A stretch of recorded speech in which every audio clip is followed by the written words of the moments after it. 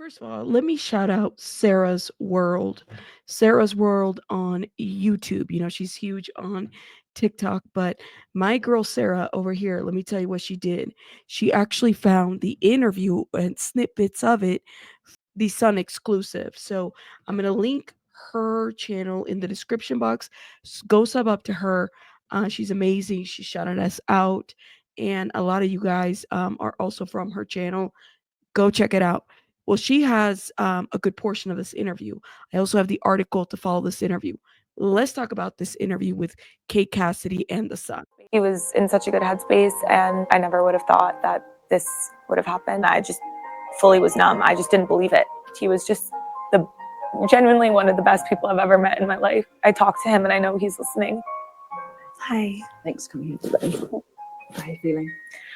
Okay, thank you. I feel like my life has changed so much, and I think about Liam every second of every day. It still doesn't feel fully real for me that he's not here. Sometimes, I'll wake up and it's a reality I have to face for the rest of my life that he won't be here. But I think the nights can be obviously the hardest as it's quiet and dark and I just, alone. Have you had any sort of help, any professional help, any therapy? Have you? Yes, I've been seeing therapy, which has been super helpful, and I would recommend that to anybody. Is that like a grief counselor, or is that grief counseling? Oh, wow. Mm-hmm. Okay. I definitely do cry most days. I think that it's still so raw for me. It's been almost 4 months, and it's sometimes it feels like it's been forever ago, but then sometimes it almost feels like it was last week. So yeah, I've been extremely, every day it's a sad day for me. And can I take you back to that day? Okay. You'd obviously flown home 4 days prior. So this interview just kind of starts and then it kind of goes, okay? What do you guys think? She says she's in grief counseling. She's processing things a little bit more. Every day is very difficult for her. She cries. I have to stop this to give this commentary under fair use.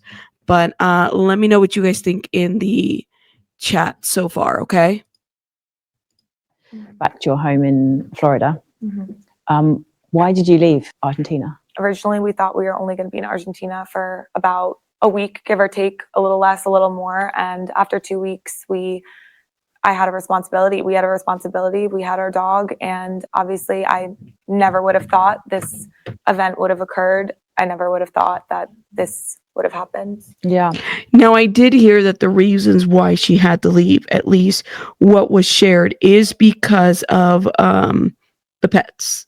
I remember this being a reason. Okay. Where were you when you found out that Liam had died? I was in our home alone. I was with our dog. So I was alone, and I just still thinking about that it's just insane to me. I was actually scrolling on TikTok right before I got a phone call, and that's how I found out, unfortunately. Who made the call? One of Liam's friends called me. So. And can you remember that call? It's literally blacked out in my head. I didn't believe it at first at all. I genuinely thought it was just a rumor, or some made up thing that somebody made up just to get views online. And instantly I just had a bad feeling in my gut. I was like, why would somebody make this up? I just completely blacked out. I felt just numb because I was like, this can't be true. And when I officially found the news to be true, it just, once again, I just fully was numb. I just didn't believe it. Did you do anything like... Let me stop right here. I'm letting her talk, but I have to go back. Okay, let's go back to this part right here because I'm processing this a little bit more. You when you found out that Liam had died? I was in our home alone. I was with our dog. So I was alone, and I just still thinking about that it's just insane to me. I was actually scrolling. Wait, so she was home alone when she found out Liam died. Nobody called her, nobody let her know? Scrolling on TikTok right before I got a phone call, and that's how I found out, unfortunately. Who made the call? One of Liam's friends called me. So who? One of Liam's friends called me. Was it Roger? Who? Because Jeff Payne told us who called him. Okay? Who? Who? And can you remember that call? It's literally blacked out in my head. I didn't believe it at first at all. I genuinely thought it was just a rumor, or some made up thing that somebody made up just to get views online.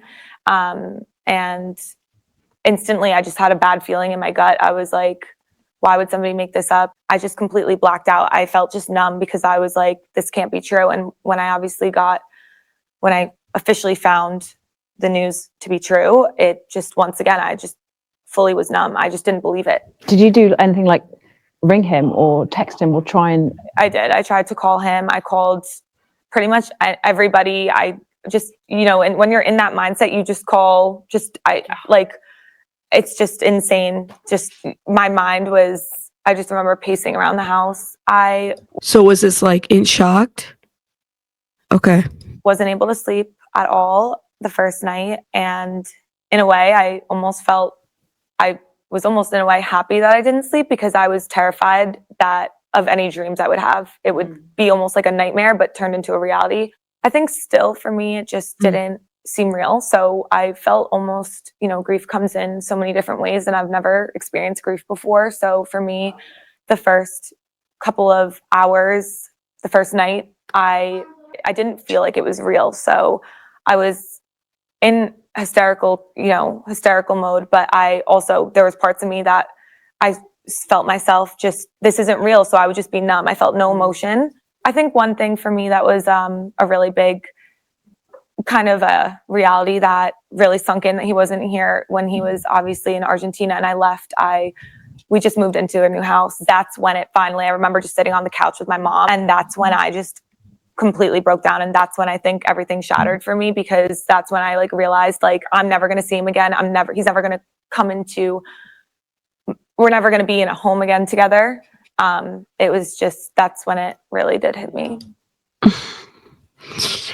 I'm holding my thoughts because I just, maybe I'll have different thoughts afterwards. I just have a lot of questions, guys. I really do.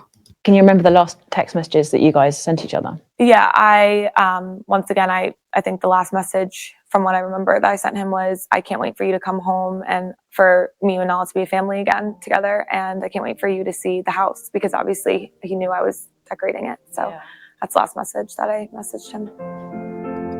Okay, so the last message together, hold up, y'all. Let me go back a little bit. We're never going to be in a home again together. Okay. It was just, that's when it really did hit me. Can you remember the last text messages that you guys sent each other? Yeah, once again, I think the last message from what I remember that I sent him was, I can't wait for you to come home and for me and Nala to be a family again together. And I can't wait for you to see the house, because obviously. But you left him in Argentina, right? Knowing, I know that she had to take care of the dogs, but you left him in Argentina. He knew I was decorating it. So that's the last message that I messaged him. Okay.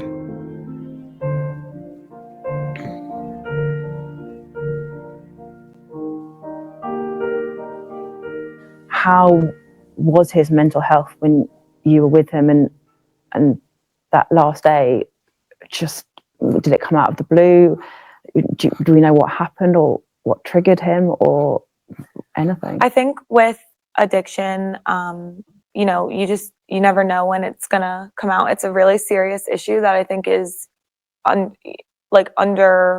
and underspoken about. Okay. According to Rogelio, she was part of the care team, right? I don't get this answer, guys. I know of situations where a lot of people have been, where sometimes if somebody's struggling, mental health, addictions, or both, a duality of things, people tend to step in, if you know what I mean. I just cannot, I don't know what to think here, because she leaves knowing that there were some struggles going on. knowing that there was some struggles, right? Like I don't know, guys. You know, like I said earlier, when I left Argentina, we had such a great day, and he was in such a good headspace, and we were in such, you know, great, you know, we just full of love, and I never would have expected any of that to occur. And Liam's funeral, how was that for you? Can you put into words that day? I went with my mom, my friends that were also friends of Liam's. We all went together, and I had, once again, like such a great support system. It was so great to have all of those people that I loved and Liam loved so much by my side that day. The funeral was, you know, beautiful, and it was a day, you know, I'll never forget. And you could just feel Liam in the room with you. I'm going to ask you a little bit about Liam's drug taking and his mental health. And, you know, he spoke a lot about getting help, and he went through various stages of sobriety as a partner. I have a lot of questions, and she's not, like, this interviewer person is not asking them at all. Guys, Liam, in my opinion, was murdered. Okay? Like, he was murdered. And we're dancing around this issue, and I get it. She's grieving. Don't get me wrong, but something's not clicking here, y'all. I don't know what it is. That must have been very, very hard to watch someone you love self-destruct and go through hard patches, but I'm guessing you supported him as much as you can. Yeah, I stuck with Liam through, you know, thick and thin. And I think love is so, you know, optimistic, and you just hope that everything will work out between, you know, everything at the end will work out. Did you ever foresee him dying young? Because I think, well, damn, if my boyfriend is paying me, if I have a salary to stay in a relationship, yeah, I'm going to wait for people to work it out. You know what I mean? Like, while your man is having this full-on addiction, you're collecting, allegedly, it's been said, that you had a salary there. Like, I'm confused by this, y'all. I really am. I think he spoke saying he thought maybe he would die young or something. No, I never, you know, you never think that the worst possible thing can happen to, you know, no matter what it is, whether it's a family member getting sick or just a car, like, it doesn't matter. You never ever think that's going to happen. And it's just, I never would have thought that it would ever, you know, have turned out the way it did. And I'm still just, you know, wrapping my head around it. If I could see into the future. She keeps dancing around like I could never like, I'm like, she keeps dancing around this topic, y'all. I would have never, you know, left Argentina, but, you know, unfortunately, if I could look into the future, I would have never left Argentina. Really, girl? You know, we did have our own separate lives. Like, this wasn't the first time we traveled separately together. Well, true, but this is the man that you're wanting to marry, right? To become one at some point. But, you know, quite often here and there in the past. So I never would have thought this would have happened. Come back tomorrow to hear Kate's experience with One Direction fans. Oh, I get it. So this is like a fluffle piece to try to make people feel some type of way about how we are feeling about Kate Cassidy.